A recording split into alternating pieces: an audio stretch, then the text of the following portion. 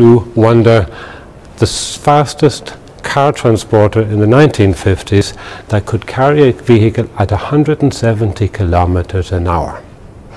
Which of these two would you like to learn more about?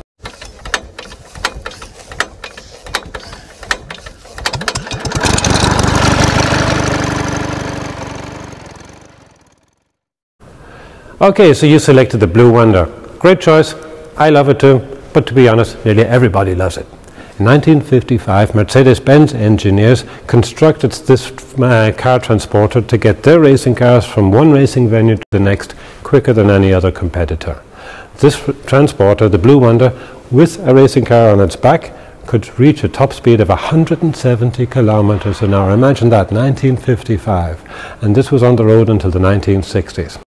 Unfortunately, the original car was taken apart. What we have in the museum is a replica built using documents from our archives.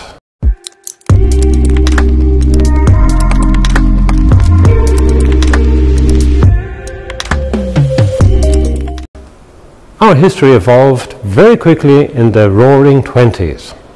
Let's have a look at that in Legend Room 3. Jangan lupa subscribe.